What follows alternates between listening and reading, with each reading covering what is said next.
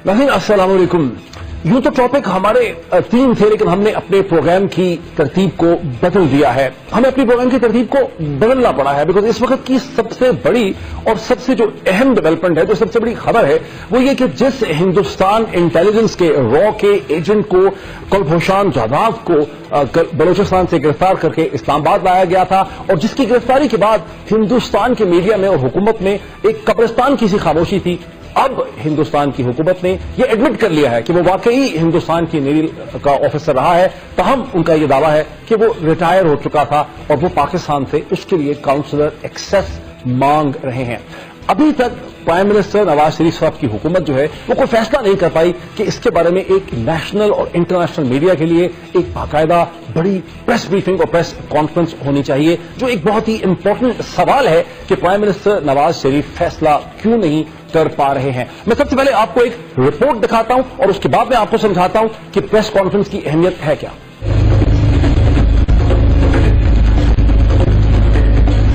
बलूचिस्तान में खुफिया agency ISI ने कार्रवाई करके भारतीय नेवी का हाजिर सर्विस कमांडर रॉ का एजेंट गिरफ्तार कर लिया है, जिसने ये एतराफ किया कि वो बलूचिस्तान में अलहदगी पसंदों से राब्ते में था और इसका मकसद बलूचिस्तान और कराची में तकरीबकारी, फिरका वारियत और बिलखसूस पाक चीन इक्तिसादी राहदारी मंसूबे को सबोताज करना था।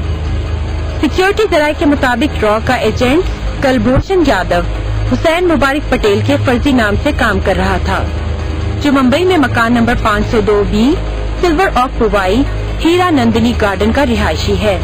नेवी नंबर 41552Z है और पासपोर्ट नंबर L96300722 है, जिस पर ईरान का वीजा लगा था और रॉ का ये एजेंट ईरान के चाबहार बंदरगाह पर तैनात था। जुलाई 2015 में ये इंकशाफ हुआ था कि भारत ने रॉ का एक खास विंग मेजर जनरल के जेर साया तश्कील दिया है, जिसका मिशन पाक चीन इक्तिसादी राहदारी मंसूबे को नाकाम बनाना है। और इसी हवाले से मई 2015 में चीन ने पाकिस्तान को खबरदार भी किया था। इंडियन इंटेलिजेंस का ऑफिसर बलूचिस्तान की सरजमीन जो इस्लामिक रिपब्लिक ऑफ पाकिस्तान का हिस्सा है, इसमें वो पकड़ा जाता है और उसके तल्लुकात जो अपने आप को लोग सब नेशनलिस्ट कहते हैं, लोग सब नेशनलिस्ट नहीं, ये जालिम लोग पाकिस्तान के नजरिए के खिलाफ। इससे पहले भी भारतीय जासूस फाटा बलूचिस्तान और कराची में फिरकावारियत, दहशतगर्दी और तफरीककारी की कार्रवाइयों में मुलव्वस पाए गए, जिसके सबूत साबिक वजीर आजम यूसुफ रजा गिलानी ने 2009 में शर्म शेख मिस्र में भारतीय वजीर आजम मनमोहन सिंह को दिए थे, जबकि मौजूदा वजीर आजम नवाज शरीफ ने भी अक्टूबर 2015 में अक़वाम मुत्तहदा और अमेरिका को रॉ के पाकिस्तान दुश्मन कार्रवाइयों में मुलव्वस होने के सबूत दिए। ऐसी मिसाल बहुत कम देखने में आती है कि कोई हाजिर सर्विस नेवी कमांडर जासूसी में पकड़ा जाए। इस हवाले से आज दफ्तर खारजा ने भारतीय सफीर को तलब करके शदीद एहतजाज किया। अब देखना यह है कि भारतीय हुकूमत इन वाज़ेह सबूतों के बाद क्या रद्द अमल इख्तियार करती है और इस संगीन मामले को पाकिस्तान बैनुल अक़वामी सतह पर कितने मौसर तरीके से उजागर कर पाता है।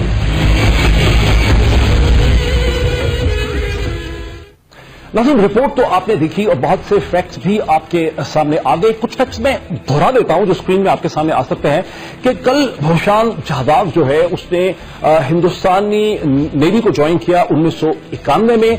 2003 में उसकी पोस्टिंग हुई नेवल इंटेलिजेंस में और वो चाबहार में था ईरान में। 2003 से 2013 तक उसने इंडियन नेवल इंटेलिजेंस के साथ काम किया और 2013 में उसको डेप्यूटेशन में रॉ में भेजा गया, जहां से उसने 2022 में रिटायर होना था। ये बहुत से फैक्ट्स जो हैं वो आपके सामने आ चुके हैं। मैंने आपको शुरू में ही बताया है कि पहले तो मौत का सबूत था, कब्रिस्तान की सी खामोशी थी हिंदुस्तानी हुकूमत पे और वहां के मीडिया पे 24 घंटे में, और सोशल मीडिया में मजाक उड़ाया गया, डिनाई किया गया कि पाकिस्तानी झूठ बोल रहे हैं। लेकिन अब हिंदुस्तान की हुकूमत ने ये एडमिट कर लिया है और उनका एडमिट ना करना जो था उसका स्कोप ही नहीं था, क्योंकि पाकिस्तान के पास वो ऑफिसर अपने तमाम तर डॉक्यूमेंट्स के साथ, पासपोर्ट के साथ, अपनी तमाम तर डिटेल के साथ, अपने तमाम तर बयानात के साथ मौजूद है। सो हिंदुस्तान की हुकूमत ने बादल नखाफ्ता ये एडमिट कर लिया है कि हाँ, कुलभूषण जाधव जो है वो हमारी नेवी को ऑफिसर था, लेकिन अब उनका दावा है कि ये इसने रिटायरमेंट ले ली थी और ये गालिबन जो कुछ भी कर रहा अपने ही कर रहा है, और साथ ही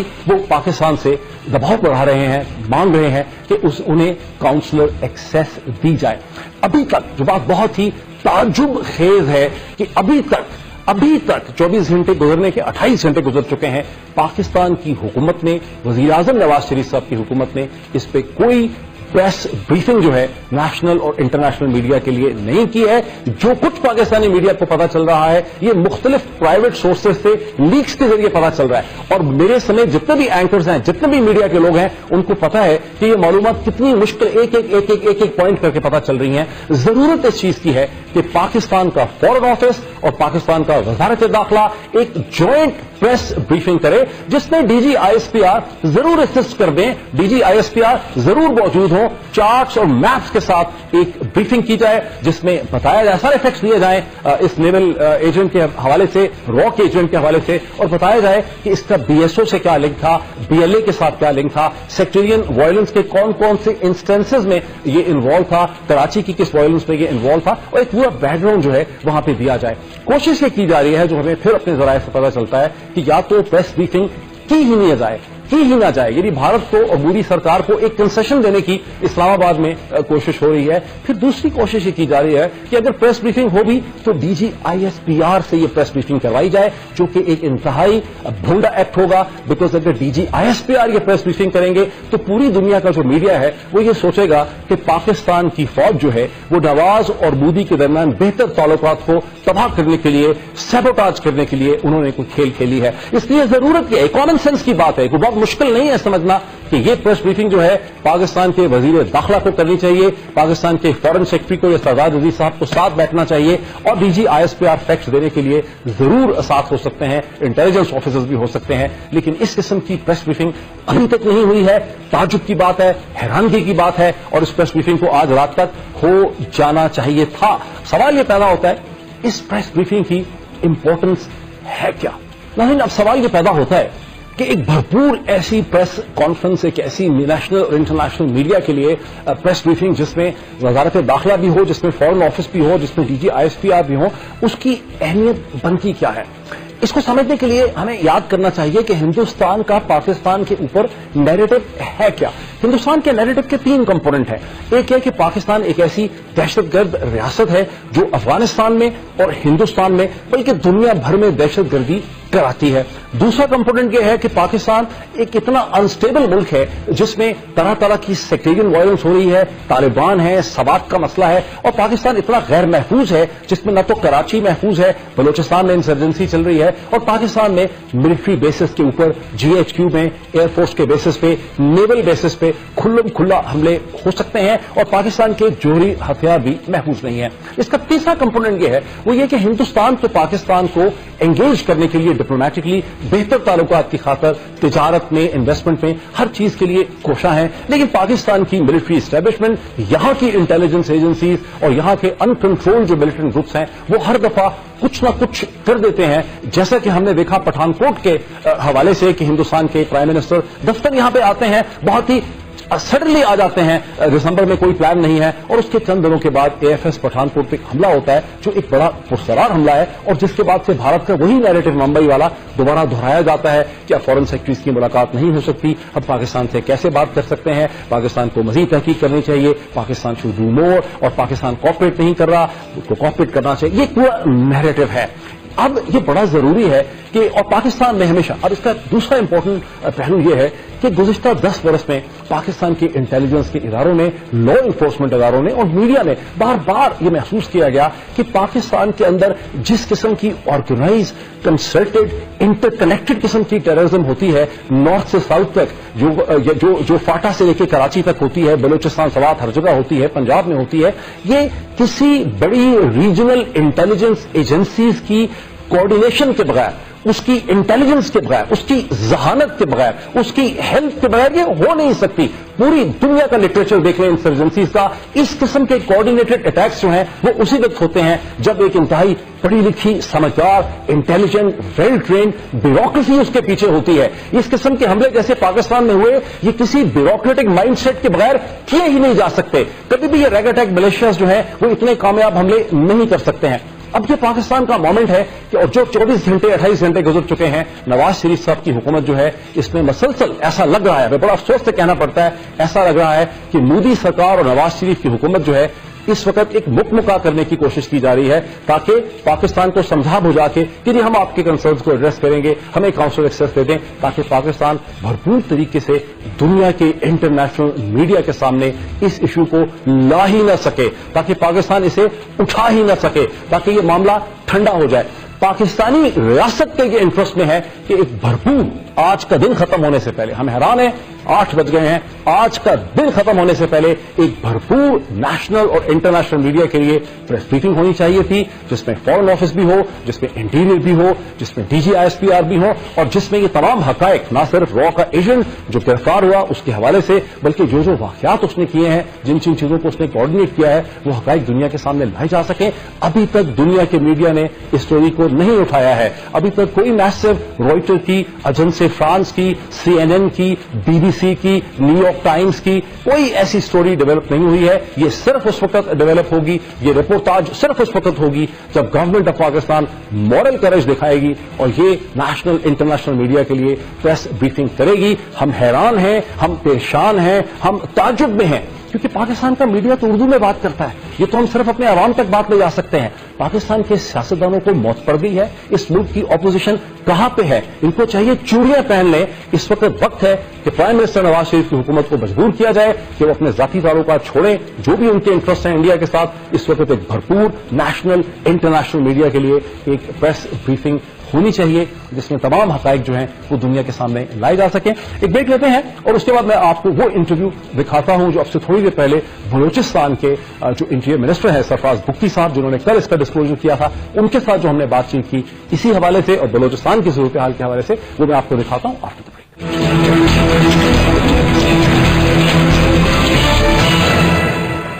बुख्ती साहब, सबसे पहले तो मैं आपको आपकी हुकूमत को और खास करके आपको मुबारकबाद देता हूं। बहुत ही इंपॉर्टेंट ये एक मतलब आपकी हुकूमत ने काम किया है, बिकॉज ये तो 100 बरस में, सेंचुरी में कभी ऐसा होता है कि हाजिर सर्विस अफसर जो है, यानी प्रॉक्सी कॉन्फ्लिक्ट तो पूरी दुनिया में हो रहा है, लेकिन एक यूनिफॉर्म हाजिर सर्विस अफसर उसका तमाम क्वाइफ के साथ जो है वो गिरफ्तार हो जाए। बहुत बड़ी आपकी कामयाबी है। और जिस तरह से आपने स्टैंड लिया हुआ है और जिस तरह से आप जिंदगी की भी परवाह नहीं करते हैं, इन सब चीजों पर हम आपको मुबारकबाद पेश करते हैं। लेकिन सर ये बताएं कि ये ईरान के जो इनका जो हमारे सामने ये बात सामने आ चुकी है कि ये ईरान से दाखिल हुए, चाबहार में ये कल भूषण यादव पोस्टेड था एक फर्जी नाम से, पटेल हुसैन के नाम से, और इसके पास ईरानियन वीजा लगा हुआ है। तो क्या हमें ईरानियन इंटेलिजेंस ने इस पर टिप ऑफ किया है? देखिए, सबसे पहले डॉक्टर साहब आपका शुक्रिया, और जिस तरह आपने खुद अपने इंट्रो में कहा, ये बहुत बड़ी कामयाबी अल्लाह ताला ने बलूचिस्तान की हुकूमत के हिस्से में, और मैं on behalf of honourable CM Balochistan अपनी सिक्योरिटी फोर्सेस को, सिक्योरिटी एजेंसीज को जिन्होंने ये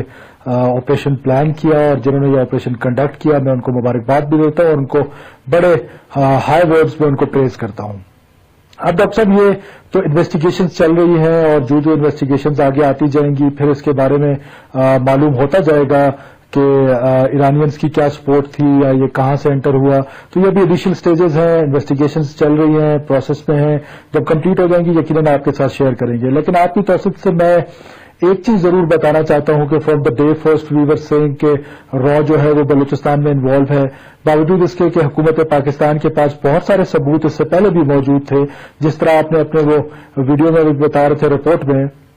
तो इससे बड़ा क्या सबूत होगा कि रॉ का एक सर्विंग ऑफिसर जो है वो बलूचिस्तान में पकड़ा जाता है, और इससे इंडिया का जो मकरू चेहरा है उसको इंटरनेशनल लेवल पे हाईलाइट करना चाहिए। बुख्ती सर, ये तो अब हो गया ना, ये तो बहुत ही बड़ी एक कैच है, बहुत ही बड़ा फाइंड है। और अभी हम देख रहे हैं कि हिंदुस्तान के मीडिया में मौत की सी खामोशी है, यानी वो रिपोर्ट भी नहीं कर रहे कि ऐसी चीज हो गई है। हालांकि वहां 100 से ज्यादा चैनल्स हैं, मैं टीवी में, अखबारात में, इसको वो एक्सेप्ट ही नहीं कर रहे, वो बता ही नहीं रहे इसके बारे में। लेकिन आपने कहा कि सबूत हमारे पास पहले भी आते रहे हैं। हम देख रहे हैं कि पाकिस्तान की वफाकी हुकूमत भी खामोश है, पाकिस्तानी मिलिट्री की तरफ से भी कोई प्रेस कॉन्फ्रेंस नहीं की गई है। आप वाहिद ऑफिशियल हैं इस वक्त, पूरी रियासत और मुमलिकत पाकिस्तान के वाहिद ऑफिशियल हैं जिसने ऑफिशियल लेवल पे इसको एडमिट किया है, डिस्क्लोज किया। अगर आप भी ना करते तो दुनिया इसको कैसे मानता? अभी तक किसी ने नहीं उठाया, पूरी दुनिया ने कोई फ्लैश इसका नहीं हुआ, इतनी बड़ी डेवलपमेंट, क्या वजह है इसकी?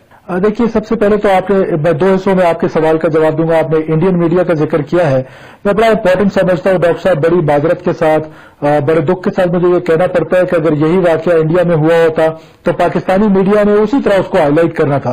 देखिए वहां पर इंडियंस जो है वो नेशनल इंटरेस्ट को किस तरह गार्ड करते हैं, ये तो उनका नेशनल इंटरेस्ट है, बावजूद इसके कि इंटरनेशनल मीडिया को इस पर खामोश नहीं रहना चाहिए। दूसरा जो आप कह रहे हैं, देखिए मैं पर्सनल कैपेसिटी में तो ये बात नहीं कर रहा हूं, मुझे ऑनरेबल सीएम की तरफ से ये डायरेक्शन आई है, फेडरल गवर्नमेंट की तरफ से ये डायरेक्शन आई है, तो तब मैं इसको डिस्क्लोज कर रहा हूं और मीडिया के सामने इसको बात कर रहा हूं। दूसरा ये बात आपकी दुरुस्त है कि ये बहुत बड़ा वाकया है और इसको हुकूमत वक्त जो है मुझे यकीन है नवाज शरीफ साहब की क़यादत में या मिलिट्री साइड पे जनरल राहिल शरीफ साहब की सरबराही में इसको अप्रोप्रिएट लेवल पे यकीनन मेरा ईमान की हद तक यकीन है कि इसको उठाया जाएगा और बेहतरीन से बेहतरीन फोरम पे इसको हाईएस्ट फोरम पे उठाया जाएगा, क्योंकि मेरे डोमेन से बाहर है तो मैं इस पर ज्यादा कमेंट नहीं कर सकता हूं। अच्छा मुफ्ती साहब, हम अगर बलूचिस्तान की सियासत पे इसके इम्पैक्ट पे आ जाएं कि हम मानते हैं, इसमें कोई शक नहीं है कि बलूचिस्तान में बड़ी एहसास महरूमियत पाई जाती है, वहां बड़ी ग्रीवेंसेज हैं, पॉलिटिकल प्रोसेस जो है वो बार बार डिसरप्ट हुआ है, जो है उससे भी लोग मुतमईन नहीं है। बहुत से लोग पहाड़ों में चले गए, इंसर्जेंसी चलाते रहे, स्विट्जरलैंड या बरतानिया में या अफगानिस्तान में वो बाहर जाके चले गए। लेकिन ये जो अब डिस्कवरी है जिसको कि अब आपने प्रूव भी किया है, उसकी मजीद हम समझते हैं कि प्रूव होगा कि कैसे भारत की इंटेलिजेंस एजेंसीज हमारे अंदर के जो पॉलिटिकल मसाइल हैं, ये जो डिविजन्स हैं, उनसे खेल रही हैं। इस डिस्क्लोजर से आपकी जो नेगोशिएशन है नाराज बलोचों के साथ, उसमें कोई मदद आपको मिलेगी? देखिए डॉक्टर साहब, दो बातें हैं। पहले तो मैं आपको ये बताता चलूं कि ये कोई राइट्स की जंग नहीं है और मैं पहले दिन से कह रहा हूं कि ये रॉ फंडेड लश्कर है और इंटरेस्ट जो है वो कौम परस्ती बिल्कुल नहीं है, ये पेट परस्ती है। अगर हम महरूम हैं या हम डिप्राइव्ड हैं, उसके लिए कॉन्स्टिट्यूशन ऑफ पाकिस्तान ने हमें फोरम्स दिए हैं।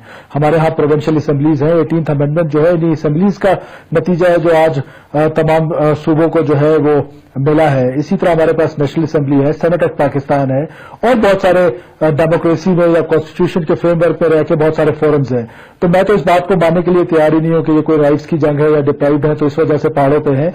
और दूसरा, मैं कभी इनको मैंने नाराज बलोच नहीं कहा है और मैं, क्योंकि मेरी असेंबली में ये रेजोल्यूशन आ चुकी है ऑनरेबल स्पीकर की, इसमें रूलिंग है कि ये नाराज बलोच नहीं है, ये टेररिस्ट हैं।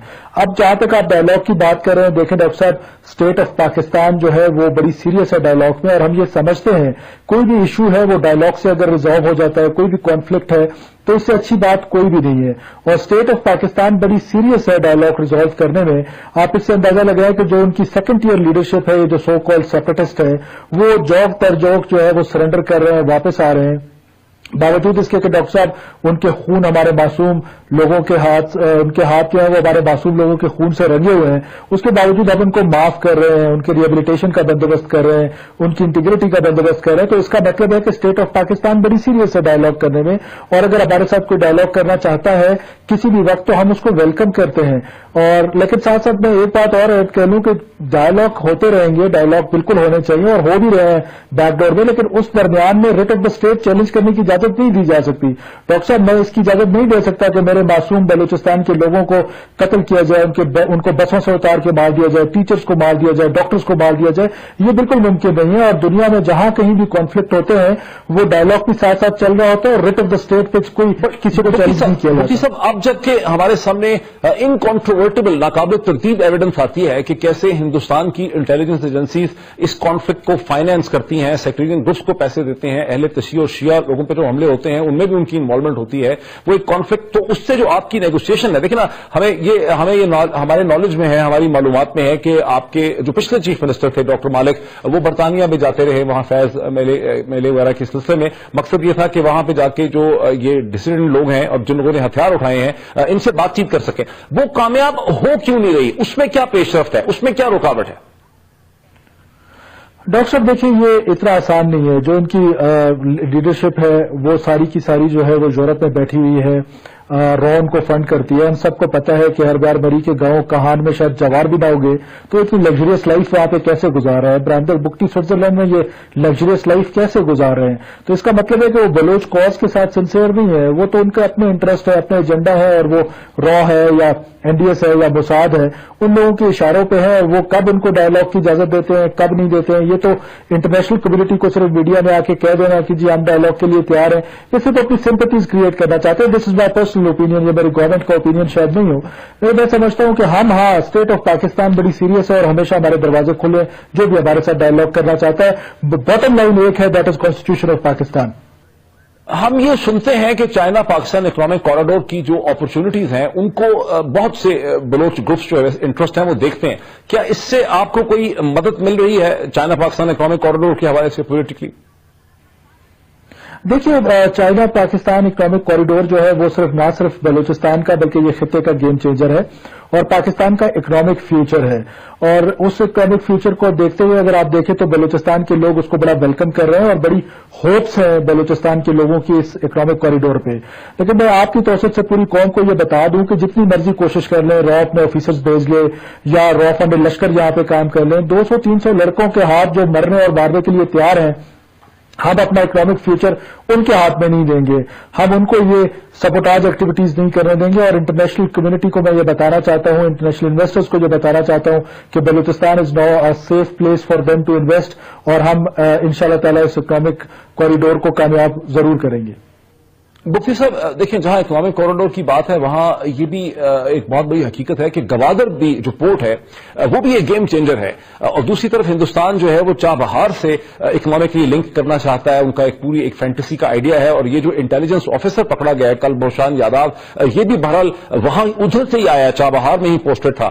تو گوادر پورٹ کے بارے میں آپ کیا بتائیں گے ہمارے ویورز کو کہ اس کی جو فنکشنالٹی ہے، اس کے جو کنیکٹ ہے ٹریڈ فلوز کے ساتھ، وہ کب تک اسٹیبلش ہو سکتے ہیں؟ کتنی کوئکلی ہم اس کو فنکشنل بنا کے سامنے لا سکتے ہیں؟ دیکھیے پہلے تو میں آپ کو یہ بتا دوں ڈاکٹر صاحب، چابہار کہیں بھی گوادر کا جو ہے وہ ڈبل بدل نہیں ہے. چابہار گوادر کو بیٹ بالکل نہیں کرتا ہے اس مارکیٹ میں، انٹرنیشنل مارکیٹ میں. اور گوادر کی جو آپ فنکشنلٹی کی بات کریں، دیکھیں ٹائم فریمز دینا تو it is never easy and نار مائی سبجیکٹ، لیکن اسٹل آئی فیل کہ میں نواز شریف صاحب کی قیادت میں اور عسکری اور جو ہماری سیاسی قیادت ہے اور ان کا ایک پیج پہ آنا اور سول ملٹری بیلنسز کا ایک بہترین پوزیشن میں آنا بلوچستان میں سمجھتا ہوں کہ یہ سب وہ سمٹمز ہیں یا وہ انڈیکیٹرز ہیں جس سے اس کو میں بہت جلد فنکشنلٹی کی طرف دیکھتا ہوا دیکھ رہا ہوں.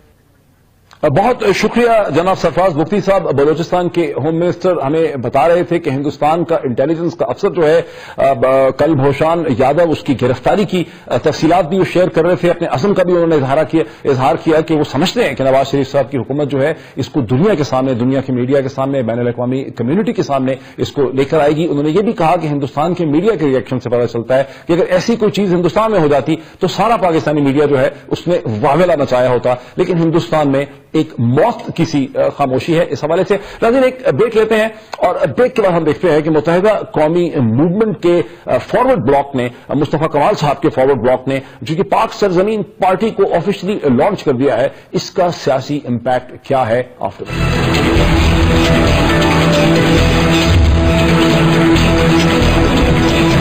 پاک سرزمین پارٹی کے رہنما جناب رضا ہارون صاحب جو forward block M Q M کا بنا، پھر اس کا ایک نام بنا پاک سرزمین، اس کے اہم رہنما جناب رضا ہارون صاحب ہمارے ساتھ ہیں. السلام علیکم رضا ہارون صاحب. وعلیکم السلام ڈاکٹر امید، کیسے ہیں آپ؟ خیریت سے؟ سر یہ پارٹی کا نام جو ہے، پہلے تو یہ بتائیے کہ بہت سے لوگوں کو یہ تشویش ہوئی کہ پارٹیز جو ہے وہ اپنے کسی نظریے کو سامنے لے کے آتی ہیں. جب متحدہ قومی موومنٹ پہلے بنی تو اس کا نام مہاجر قومی موومنٹ تھا. پیپلز پارٹی اپنے آپ کو منشور میں عوام کی پارٹی کہتی ہے. مسلم لیگ جو ہے نواز شریف صاحب کی، اس کا پی ایم ایل این ایک نام ہے. لیکن یہاں پر جو نام رکھا ہے، آپ سمجھتے ہیں کہ یہ نام ایسا ہے پارٹی کا جو کراچی اور حیدرآباد کی سیاست میں اس پارٹی کو ایک مقام دلا پائے گا، اس کو آگے بڑھا پائے گا؟ ڈاکٹر صاحب اس میں دو باتیں سمجھنے کی ہیں. نمبر ایک تو جیسا آپ نے انٹروڈکشن میں کہا، فارورڈ بلاک تو اسمبلی میں بنتے ہیں، یہ فارورڈ بلاک نہیں ہے، تو پلیز میں چاہوں گا کہ یہ کانسیپٹ درست رہے کہ نئی پارٹی ہے. نمبر ٹو بات یہ ہے کہ کراچی حیدرآباد نہیں، یہ پاکستان کی پارٹی ہے، پورے وطن کی پارٹی ہے، پورے ملک کی پارٹی اور پاکستانیوں کی پارٹی ہے. ہماری تھیم یہی تھی کہ پاکستان میں اتنا تفرقہ ہے، اتنے ڈفرینسز ہیں اور اتنی بنیادوں پر ہیں ڈاکٹر صاحب کہ آپ اس میں قومیتیں لے لیں، مذہب لے لیں، پھر فرقے، فقہ، مسالک، برادریاں لے لیں. ہم بٹے ہوئے لوگ ہیں، ہم بٹی ہوئی قوم ہے. تو اگر ہم ایک کام شروع کرنے جا رہے تھے تو اس میں کچھ نیا بھی ہونا چاہیے تھا، اور یہ ہونا چاہیے تھا کہ پاکستان میں ضرورت کس بات کی ہے. اسی لیے ہماری تھیم تھی پاکستان. اسی لیے مصطفیٰ بھائی جب پہلے دن آ کے بیٹھے انہوں نے پاکستان کا پرچم دکھایا، پاکستان کے پرچم کے تحت کام کرنے کی بنیاد ڈالی اور یہ بتایا کہ ہم ملک اور وطن پرستی کو لے کے آگے چلیں گے. اور تھیم ہماری ہے پاکستان، پاکستانیت، وطن پرستی. ہم توڑنے نہیں، ہم جوڑنے آئے ہیں. پہلے تو یہ ملک کے اندر ایک قوم پاکستان. آپ کے اور مصطفیٰ کمال صاحب کے خیالات بہت نیک ہوں گے، لیکن آپ کا جو فوری طور پہ سیاسی چیلنج ہے وہ تو کراچی شہر میں ہے، حیدرآباد میں ہے، جہاں آپ کی ایک شناخت ہے، آپ کی سیاست کی ایک شناخت ہے. آپ متحدہ کے خلاف آپ نے سٹینڈ لیا ہے، آپ نے آ کے الطاف حسین صاحب کے خلاف. وہاں پر یہ پارٹی کیسے پرفارم کرے گی؟ وہاں کیا آپ کے پاس ایجنڈا ہے جس کی بیسس پہ لوگ سوال اٹھا رہے ہیں؟ مظہر عباس صاحب نے لکھا ہے کہ آخر اس جماعت کے پاس ایسی کیا چیز ہوگی جو پیپلز پارٹی کے پاس نہیں ہے، جو پی ٹی آئی کے پاس نہیں ہے، جو نواز شریف صاحب کی پارٹی کے پاس نہیں ہے؟ کیا آفر کریں گے آپ ان کو؟ میرا تو کام پاکستان کے لیے، پاکستان کی ڈیولپمنٹ کے لیے، اور میرا ویژن تو پاکستان ہے. میں اپنے آپ کو کنفائن کیوں کروں گا 2 شہروں تک؟ میں تو ملک کی، وطن کی، قوم کی بات کروں گا نا. تو بے شک کچھ اینالسٹ کا، بے شک آپ کا پرسپشن یا کسی اور کا پرسپشن یا ازمپشن ہو، میں ازمپشن کی بنیاد پہ تھوڑی اپنے فیصلے کروں گا. میں اگر پاکستان کا کام کرنے آیا ہوں، پاکستانیت پہ بلیف رکھتا ہوں، اسٹرانگ بلیف رکھتا ہوں، وطن پرستی پہ. اور میں ہر جماعت کو دیکھتا ہوں. ڈاکٹر صاحب، ایک جماعت جس کا آپ نے نام لیا وہ اندرون سندھ کی جماعت کہلاتی ہے، سندھیوں کی جماعت کہلاتی ہے. دوسری جماعت آپ نے نام لیا وہ ٹپیکل پنجاب کی جماعت کہلاتی ہے. پی ٹی آئی کے لیے لوگ کہتے ہیں کے پی کی جماعت ہے، ایم کیو کے لوگ کہتے ہیں مہاجروں کی جماعت ہے. تو آپ مجھے بتائیں کہ مجھے وطن کی جماعت تو بتا دیں کوئی ایک. تو ہم اگر ایک کانسیپٹ لے کر آئے ہیں.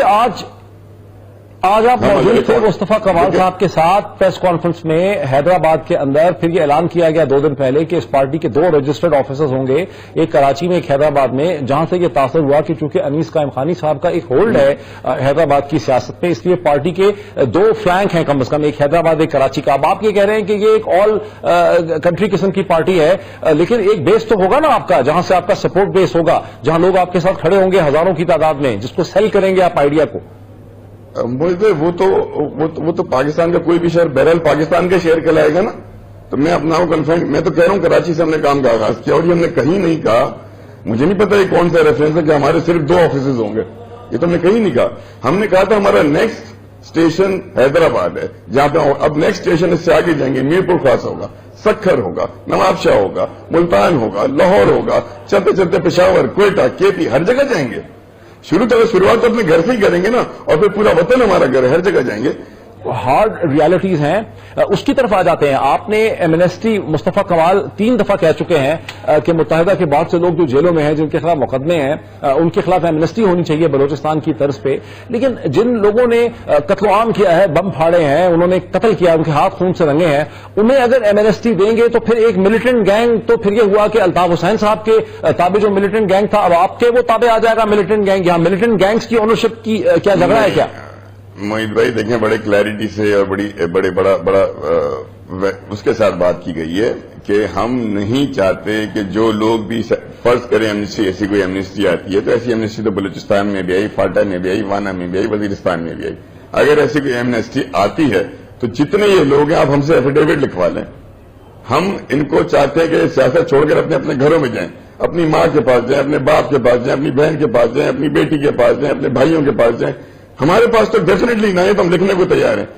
اس کا ایک کانسیپٹ ہے جو ہم بتا رہے ہیں. وہ کانسیپٹ یہ ہے کہ دیکھیں یہ بریڈنگ گراؤنڈ بنتا ہے، یہ ریکروٹمنٹ گراؤنڈ بنتا ہے ان لوگوں کے لیے جو پھر یہ کہتے ہیں کہ اسی بنیاد پر کہ ان لوگوں کے ساتھ زیادتی ہو رہی ہے، ان لوگوں کے ساتھ یہ ہو رہا ہے، پھر وہ مزید ریکروٹمنٹ کرتے ہیں. ہمارا کانسیپٹ ایمنسٹی کا بڑا کلیئر ہے کہ ونس اس کی کیٹیگری بنائے، ایمنسٹی ود ریہیبلیٹیشن، اور اس ریہیبلیٹیشن کے تحت پہلا ایفیڈیوٹ ان لوگوں سے یہ سائن کرائیں کہ جب بھی اگر ان کو کسی لا کے تحت، کسی پالیسی کے تحت یہ ایمنسٹی آفر ہوگی تو they will leave politics, they will not indulge in any political activity اور any other sort of activity, اور وہ اپنے گھروں کو جائیں گے، اپنی زندگیوں کو جائیں گے، اپنے آپ کو ایک اچھا شہری بنانے کی کوشش کریں گے. تو یہ آپ اس کی پری کنڈیشن بالکل رکھ سکتے ہیں. ہمیں کوئی انٹرسٹ نہیں ہے ان کو انگیج کرنے کے اندر.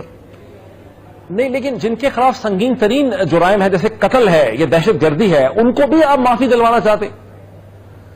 موہید بھائی، یہ بلوچستان میں جس بی ایل اے کے لوگوں کو آپ ایمنسٹی دے رہے ہیں، انہوں نے تو فوجیوں کے سر کاٹے.